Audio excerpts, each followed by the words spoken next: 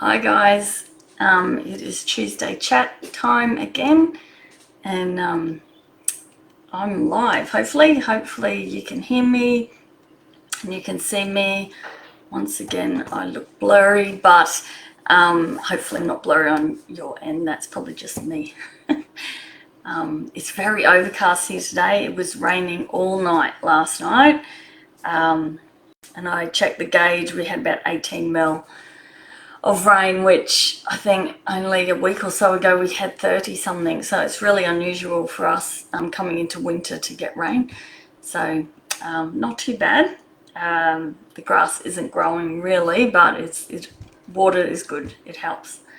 So if you can hear or see me, definitely pop in the comments that you're here and that, yeah, you can hear me all right. All right. So now last week's Tuesday chat, I did a fur demo. This week I wanted to talk to you about tips for making more art. So I've got 8 sort of tips that I've figured out to help you make more art, because luckily art is a skill and can be learnt. So, everyone thinks some people are born with talent and some aren't. Some people might be able to see things a bit better, or maybe a bit better hand-eye coordination, all the rest of it. But anyone can learn art, just like playing the piano or playing sport. Okay, it is a skill. It can be learnt. So that's why I wanted to just run through some tips, because the biggest thing with getting better at art is you need to do more art. Okay, so these tips are more to get you making more art. Okay, so each one will hopefully help you find sort of time and focus so that you can actually get more art. I have been trying to do an hour in the morning, so I've been setting my alarm early and getting up just to do an hour of art. But my goal would be to try and do 20 hours of physical art every week. Excuse me. I don't know. I don't work other than in my art business, so that's something I should be able to manage. But it's really, really hard trying to find 20 hours a week to just draw. And that's not just really focused finished piece drawings. That also includes creative play, where, you want to experiment and just throw colour around, or see what happens when you wet some charcoal and just play like that. So that 20 hours includes that as well. But yeah, so I really understand if you do work a full-time job, or if you've got young kids, there's a lot of things that take up your time. So 20 hours is a lot, but so that may not be achievable. I'm struggling to do that, and I have time. So even if you could put 1 hour away a week would be a start. You've got to start somewhere, I suppose. Just let me check. I'm just checking comments as I'm going. All right, so we'll run through some of these tips. Okay, so the first one is to focus on one medium and get good at that. Okay, and I know myself, as all arty, crafty people are, we see something new and we want to try it. There's a new hobby. I just saw one yesterday. It's called jelly printing, and it's this funny gel plate, and you can do prints off it, and it's so cool. And I would love to play with that, but it's got nothing to do with what I teach. So that would be maybe in creative playtime I could do something like that, but I don't want to lose focus on what I actually do and what I want to get really good at. Okay, so it's really hard. I know how hard it is when we do see all these fun things. We want to try them all. But to get good at something, you have to focus. So pick one medium, one or two. I do soft pastel, charcoal and graphite, which they're all drawing mediums, so they all sort of work together. So if I get good at one, I'm getting good at the other, sort of thing. Your graphite and charcoal are more your learning your values just in that grayscale, which then transfers to pastel, and the actual drawing technique is the same. So when I say one medium, that drawing can cover one, I suppose. But then, like, you've got oils. If you want to do oils, then maybe concentrate on oils. Don't do watercolor and oils. Just try and stick with one and get really, really good at that. And it will branch across all different mediums. You'll find it easier to transfer to others. But I did find, once I really narrowed down my subject, which is wildlife and nature, and my medium, which essentially was pastels, soft pastels, I really saw a lot of growth then, whereas before I was flitting between all of them, and not really getting anywhere. Whereas once I stuck to that one and just really focused on it, which is what I want to do. I want to really try and spend 20 hours a week concentrating on just pastels, essentially. Okay, so that is my first tip. Pick one medium. Then another really important one, which again can be quite difficult, is to find a studio space. Okay, having a dedicated space for your art is really important for the creative process, because you don't want distractions. That's the main thing. So it doesn't have to be lavish or anything like that. It can just be a small corner in your home, but it's got to be somewhere that, even just one desk, like somewhere you can set up and not have to pack up. So I know it's really hard, but a lot of people just work on their kitchen table and stuff, and you've got to pack up every night to do dinner and all the rest of it. But you really want to make a conscious effort of finding a space that is just yours, that you don't have to keep packing up. That's another reason I moved to pastel from oil, because there was hardly any pack up setup time. I could just leave a drawing half finished, walk away, come back to it and start. There was no cleaning up or any of that. So and just having your own space, you can organize your materials properly, you can experiment freely, and you can really immerse yourself in your creative practice without any distractions. Okay, so that is one that I do say is very important.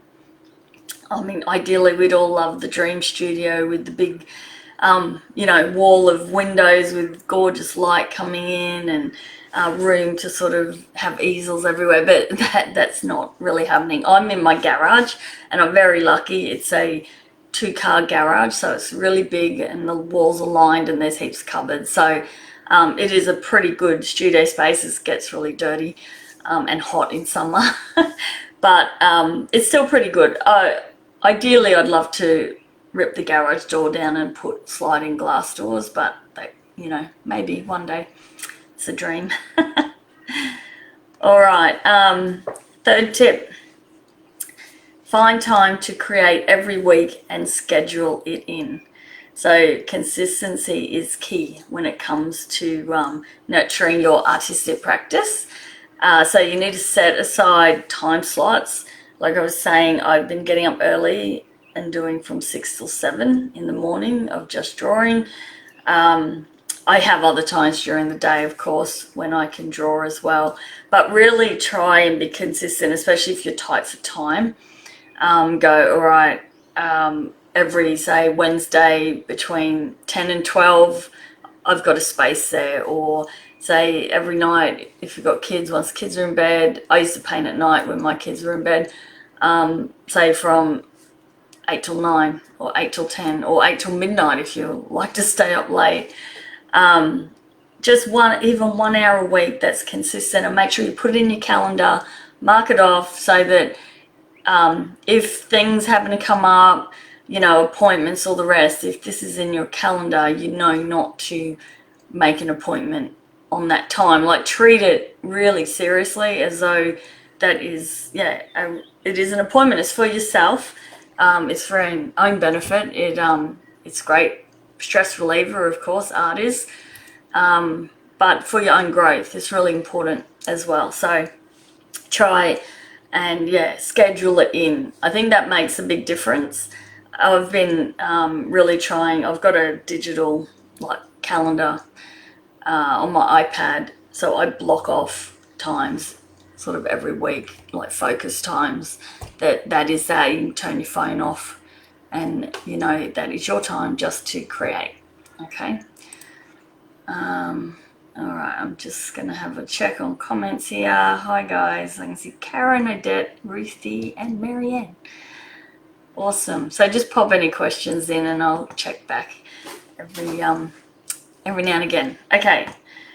So, so far we've done focus on one medium, find a studio space, and find time in your weekly schedule, and make sure you mark it in your calendar. Okay, another one is to collaborate with other artists to stay inspired.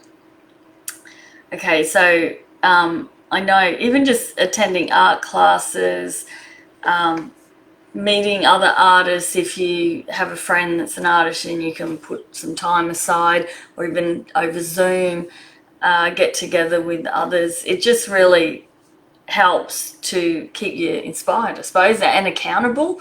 If you've organised with a friend, all right, let's meet up at 11 o'clock on a Thursday or something, then you feel guilty if you don't, so you go and do it. So that actually is a way to really keep yourself motivated, is to work with others. And also collaborate. You could also maybe do organise an art exhibition with them, do a joint sort of project together. Things like that. It just, working with others is always great. And then if you struggle with distractions, then I would suggest you could use a Tabata timer. It's like it's an exercise interval timer, but there's all these apps. They're free apps. So it's just called Tabata, T-A-B-A-T-A.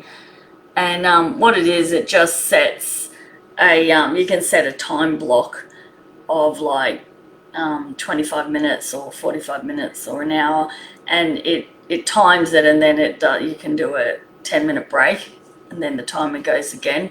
So you can because I know I can't draw for probably more than an hour before I need to get up and do something else.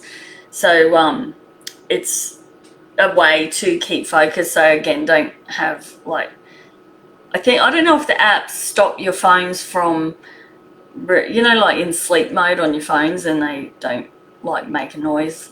So I don't know whether the timer does that. So, because I get distracted all the time by my phone with family members ringing or people emailing or texting. There's always something coming up on my phone. So, so ditch the phone and just use the timer and give yourself blocks of time. That's, can help. Join in on live events and get involved. So this one's more for my members actually, and other live events on Facebook, any digital live events. I'm not really talking about paid ones, but maybe paid if that's your thing. But if you actually get involved and participate in the live events, and even comment, all the rest, actually be present in it. I know a lot of times people, they either don't go to any live events, or they'll just have it on the background and not really. I'm good at that. Like if I want to watch a webinar or something, sometimes I'll have it on, but then I'll be doing something else. So it's actually going in one ear and out the other. I'm not even concentrating on what they're saying. So that's what I mean by being present in that live event. So actually focus and draw along. If it's a draw along, this is for my members, which a lot of them do, which is awesome. But I do have other members that don't attend any live events, and you can tell they're not anywhere near, they're not active in the group, and they're not progressing as fast as the ones that do actually show up and attend the events and do the draw alongs. Again, it sort of falls into collaborating with other artists. You're sort of sitting there all drawing together. It really inspires you to keep going, and it's something to look forward to. It keeps you accountable. So yeah, if you do come to the live events or attend any live events on Facebook, definitely, yeah, be involved in them. They really do help. Okay, big part of your local art scene. So similar thing, but instead of online, this one is more about, again, getting involved. Go to look up at your local town, see what the art gallery's got. Are there any art exhibitions on? Are there any opening nights? Are there any artist talks? These are all free as well. None of these have to cost you money, but just go and immerse yourself in your local art experience. And again, you just get inspired. Even just going into a gallery and seeing other work will inspire you. But definitely going to an artist talk or demonstration, even art festivals, like I said, gallery openings, even art classes. They cost money, but that sort of stuff, if you get involved in your local art scene, like join your local art society, again, be present in it. If you don't have time to volunteer, you don't have to volunteer, but just, keep up with what's happening. All the local art societies send out newsletters of what's happening.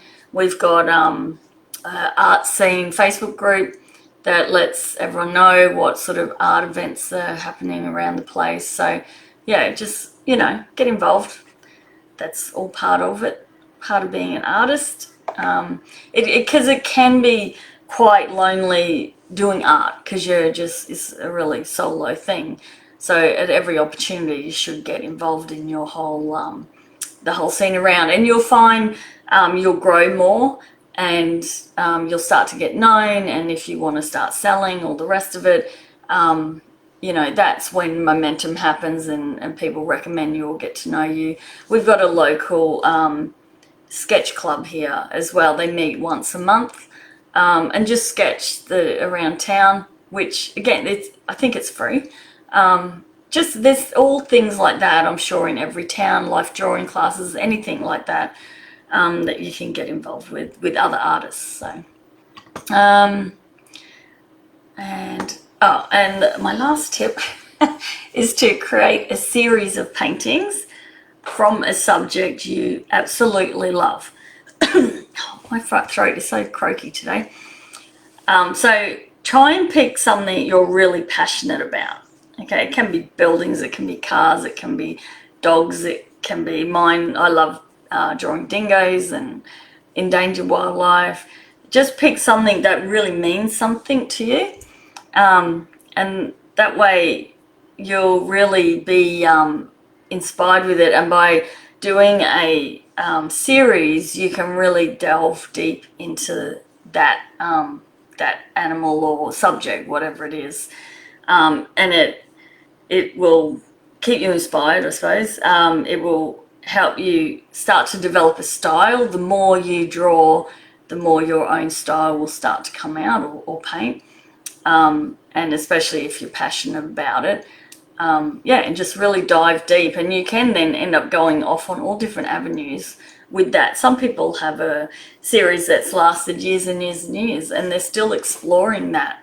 They'll come back to it, like they'll do different paintings or different series, and then they'll come back to that one that's like a lifetime series that they're doing. So it's just another way to really get you creating, as if you're passionate about what you are painting.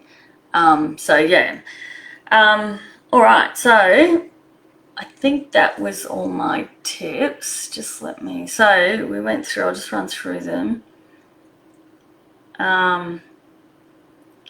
Okay, so focus on one medium, find a dedicated studio space, and schedule regular creative sessions to maintain consistency. Collaborating with other artists and participating in live events will keep you inspired and connected to the art community. Utilize tools like Tabata timers to minimize distractions and make the most of your creative time. Embrace your local art scene by attending exhibitions and engaging with fellow artists, which will foster a sense of belonging and growth. Lastly, explore a subject you love through a series of paintings to deepen your artistic exploration and refine your unique voice.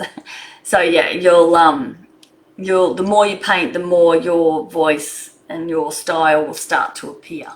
Okay, so it really comes down to it, the more you paint, the better you get. So that's sort of the main focus of it all. But these are just some little tips that hopefully can help you to do more art. Okay. All right, I'm just back on Facebook. Odette's downloading the Tabata timer now. Yeah, it's just, I mean, I don't know if it will help, but it's just little things like that that might help some people, others maybe not. Yeah, I know when I'm recording myself, my phone doesn't make a noise, which is great, because whenever I'm recording myself drawing, that's when I don't want to get disturbed, and that's pretty much when my daughter or someone rings. But it doesn't ring on my phone when it's recording, so it's really good. So when I finish is when I see I've missed a call. So things like that. Even, you know, I know that iPhones, I'm not sure about your Samsungs and that, but you can put it into sleep mode or do not disturb mode. Again, I find myself, if I draw first thing in the morning, is better for me, because the minute I get on my computer and start answering emails, things like that, that's when I lose time. I go down a rabbit hole of all these things I've got to do, and then it's, you know, it's the afternoon before you know it, and then I don't really feel like drawing anymore. Other people I know they do their drawing time from 7 till midnight, because they like to stay up late, and, you know, there's usually no distractions then as well, especially if you've got kids. Most people have, you know, gone to bed, or the kids are in bed, or the hubby's watching TV, or, you know, that's when I did find I had the best time to draw or paint, was at night when my kids were growing up. Now I'm finding it's the morning is my focus time, I call it. I think it's when I can really concentrate on stuff, is in the morning. So that's when I'm trying to schedule drawing, and like I said, trying to do 20 hours a week, but that's very hard to fit in with everything else. You would think, being an artist, you've got plenty of time to draw, but when you're trying to run it as a business, it is hard to get that drawing time. But like I said, the only way to improve is to do more art. So, all right. I don't know if anyone has any questions. I can't see any coming up. But yeah, I hope that's helped. I'll put a link in the comments to download. I've got just a little checklist of what I was talking about. That is also a blog post on my website. I just released it yesterday. So if you want to reread it, you can go on to kerrydixonart.com and look under blog. It'll just be at the top bar. There'll be blog. And you can have a look there. The download for the checklist is there as well. But I'll pop it in the comments too. So for anyone watching the replay, also a lot of you guys on here at the moment are members to my Creative Barn art membership, which I've already posted the checklist in the What's New in May module. So you guys can get it there as well.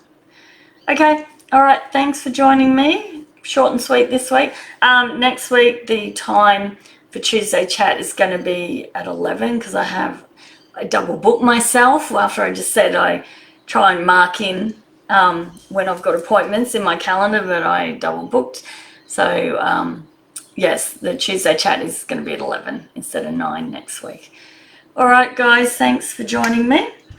And I will talk to you all next week. Bye.